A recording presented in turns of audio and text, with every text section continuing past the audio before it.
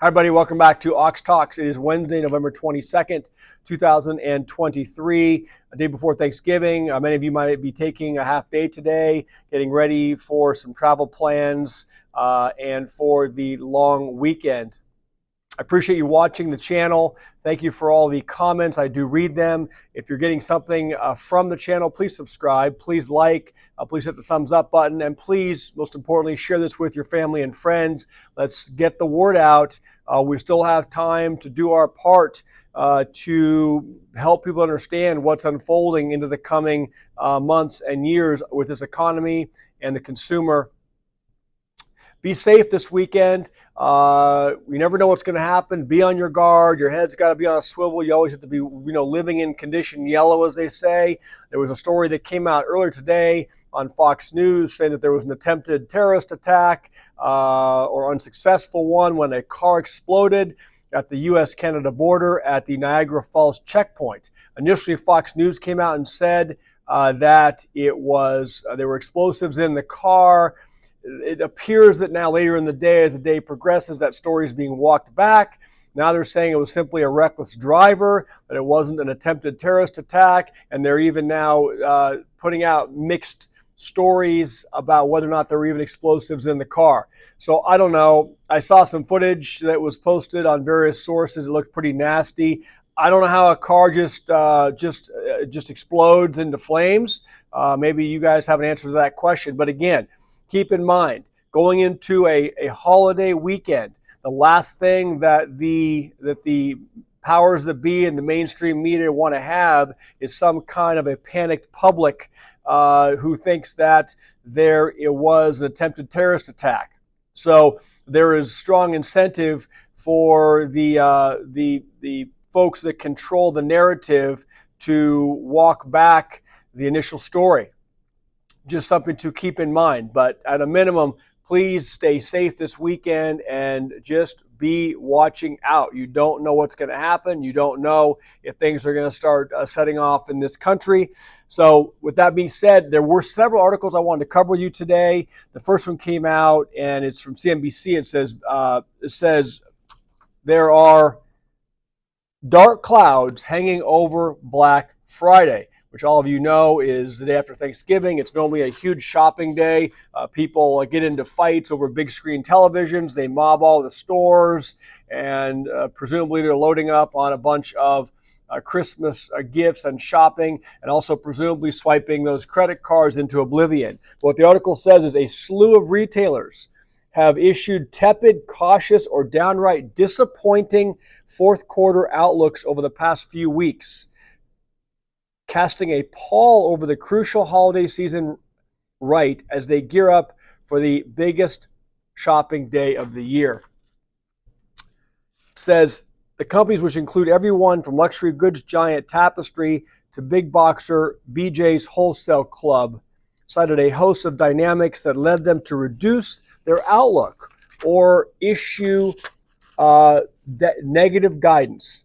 Some, such as, it says, host of dynamics that led them to reduce their outlooks or issue forecasts that came in below expectations. Sorry, I misread the statement there. It says some, such as Best Buy and Nordstrom, cited the uncertain state of the consumer following months of persistent inflation, while others, such as Hanes brand, said demand is simply drying up for its basic t-shirts, socks, and underwear as wholesalers look to keep inventories in check. It says, if there's one theme that captures the commentary among the retail giants, it is caution. And while some retailers may have been overly conservative with their outlooks, the resounding lack of confidence spells trouble for the holiday quarter and raises questions about the overall health of the economy. Well, we know the overall health of the economy is horrible. If you are one of those that is struggling to pay your monthly bills, to pay your credit card minimum payments, to put food on the table, to put gasoline in your vehicle's tank, you know that things are not good. You know that every day you're being squeezed at every single level. It says, as we look at recent trends across the retail industry, dollar sales are being driven by higher prices, with consumers buying fewer units per trip. In fact, overall unit demand across the industry has been down 2% to 4% in the recent quarters, and the industry has experienced 7 consecutive quarters of declines, in discretionary dollars and units. 7 quarters of declines. There is no end in sight with this. The consumers are not rebounding, folks. It says the National Retail Federation says as 2023 comes to a close, savings account dwindle and consumers continue to face inflation and high interest rates. It says growth in holiday spending is expected to slow to 3% to 4% according to the NRF. 3 to 4% slow in spending.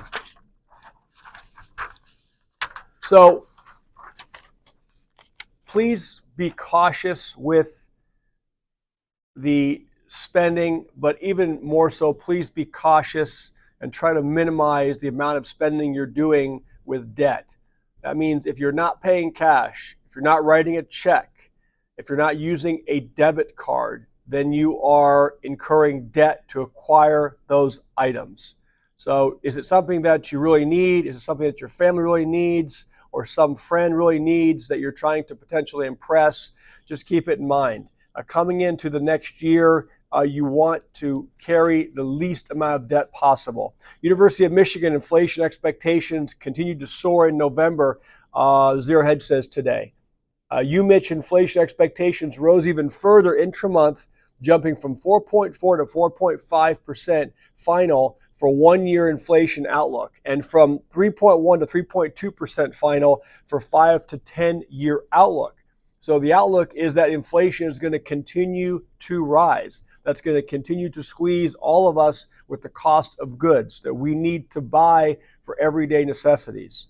It says that is the highest medium-term inflation expectation since 2011. Despite easing prices at the pump, some consumers, food and gas prices continue to weigh heavily on their economic views. About 18% of consumers spontaneously mentioned food prices, and about 17% referenced gas prices. These concerns passed through to inflation expectations. Those who alluded to food or gas prices held year-ahead inflation expectations of over 5%, considerably higher than other consumers. More favorable current assessments and expectations of personal finances were offset, it says, by a notable deterioration in expected business conditions. In particular, long-run business conditions plunged by 15% to its lowest since July of 2022. So the expectations continue to decline. The last article I want to share with you today has to do with the student loan debt. It says student debt. More than half of student loan borrowers will cut retirement contributions now that payments have resumed. The article says, this is on Yahoo Finance today, it says federal student loan borrowers had a prime opportunity to build up their retirement savings during the payment pause that began in March 2020. The pause freed up more money for other things, including retirement, and a lot of borrowers took advantage. But the pause ended last month, meaning those same borrowers must now figure out how to deal with the extra expense, and many plan to cut retirement savings. It says the average student loan payment is a little over $500 a month, according to an estimate earlier this year from the Education Data Institute. It says the average borrower takes 20 years to repay their student loan debt, and the average student loan accrues $27,000 of interest alone in a 20-year span. Although federal student loan borrowers are especially vulnerable to a pullback in retirement savings right now, they're hardly the only Americans, says, having a tough time building their nest egg. It says the Finance Buzz survey found that 53% of respondents feel they're behind their peers when it comes to retirement savings.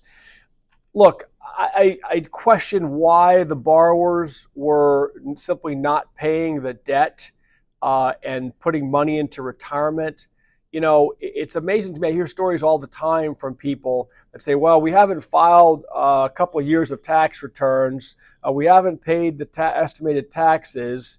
You know, but we're saving some money in other areas, or we're buying down, you know, a mortgage. And I always question some people's priority in terms of, well, with regard to this article, why weren't those students just simply putting aside the money or sending it in, paying down the debt? Just because the debt was in deferment, it was accumulating interest, whether it was or wasn't, you can always pay down the principal.